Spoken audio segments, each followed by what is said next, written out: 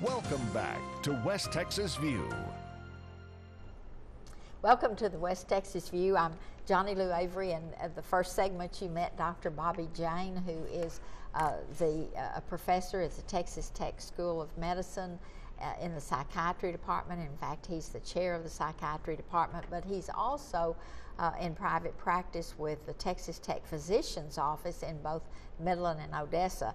And as we've said over the months that we've been fortunate enough to have you come in, psychiatrists are not large in number in this area, and so he is a busy man, and for him to take time to come is a big honor for us. And I want us to talk this segment a little bit about another situation that's come out that has to do with Alzheimer's. Yeah, this is very interesting, Ms. Boyd. What they found that number of factors, about 50% of the factors that contribute to Alzheimer's are actually preventable. Are preventable. Preventable. Oh, gosh. So, of course, genes play a very important role. Your chances, a person's chance of developing Alzheimer's is high if one parent develops Alzheimer's. Certainly much higher if both the parents have it, or even first degree relative has developed Alzheimer's. So genes, your genetic makeup do matter, matter immensely. That's true. But we were also talking about, the study looked into other factors that that may have contributed, that are preventable towards development of Alzheimer's disease. So, and this is very interesting that they are so minor. I don't think many of these will come as a surprise to most folks, but together these factors, which I'm going to talk about in a minute, constitute about 50% of the risk factors towards development of Alzheimer's. So at my age and stage, where I'm always thinking about Alzheimer's and am I forgetting too much and that kind of thing, then what you're saying is I need to be working on these 50% of the preventable things right now. Because that's all you can do. You cannot change your own genes. You cannot. I mean, I can change the shape of my nose. Maybe I should, but you cannot. Yeah, those are what we call modifiable factors. That's what we have control over. Other things that you're born with, and you have to play the cards you've been dealt with. So the things that would come up most foremost, one was smoking.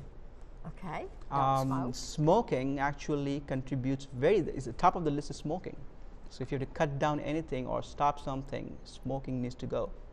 Second one is depression. If you have history of depression, or if you have untreated depression, your chances of developing Alzheimer's is significantly high.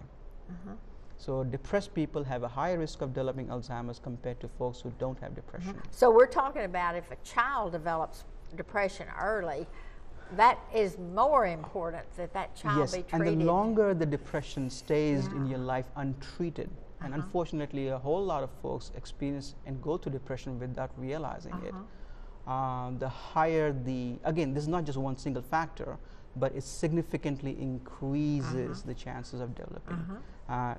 Okay, smoking and depression, now what? Right. Physical activity. Okay. The more you are physical, when I say physical activity, it's not just, a lot of times when I tell my patients that you got to be physically active, they say, oh, I mowed my lawn, I walked my dog, and I cleaned my house. The reason they are called cleaning house, mowing lawn, and strolling, whatever, is because they are not physical exercise. Physical activity means where you get your heart rate going. Exactly, there we go. It should be a combination of both aerobic, that means your heart rate increases, but also you really want to make your muscles resistance. Exactly, make your muscles work, make your bones stronger. Combination of two should be the one. The more people who are more physically active are less liable to develop Alzheimer's. The more you are physically active, the better it is. Other things is your blood pressure. Higher blood pressure can lead to higher rates of Alzheimer's, and it's multifactorial. In other words, that a high blood pressure starts a chain reaction in multiple ways that can lead to Alzheimer's and memory functioning. Other one is uncontrolled diabetes. Very, very, very important. And the last one and the most significant, not the most significant, but still very significant, is obesity. Obesity, okay. Obesity. So you have, let me go through them again. Number one is smoking, depression, physical activity, diabetes, hypertension, and obesity. And how likely is it that people would not know that they had high blood pressure? Because that's supposed to be the silent disease. It is a silent disease, and many of them go through these, have years of high blood pressure without realizing it. What I would say is that after a certain age, say if you hit 40 or something like that, particularly if you have family history of diabetes, it's a good idea to have a yearly checkup of your blood pressure.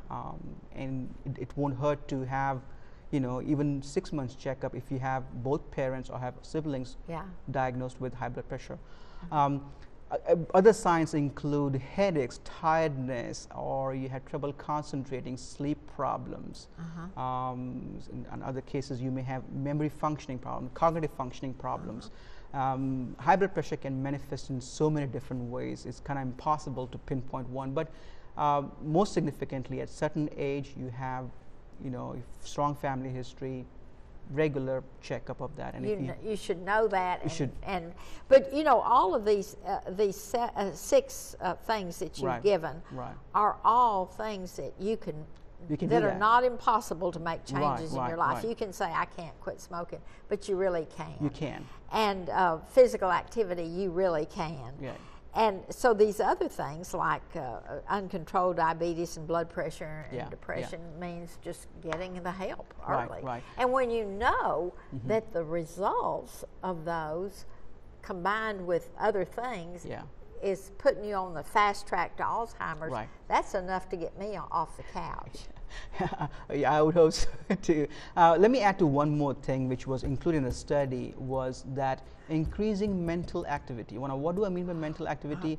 Is increasing, is just like if you want to make your biceps look big, for example, you might want to, you end up working it more, right? So if you want to make your memory functioning and your ability to focus and concentrate better, you might want to exercise it. Puzzles, learning new languages. You're texting. Maybe learning texting if you didn't do it before. Or learning computer science. Learning new language skills that really test your brain functioning. It's very, very important and preventive towards development of Alzheimer's. Those are great points. We're going to be back for the final segment of our program in just a minute. Stay tuned.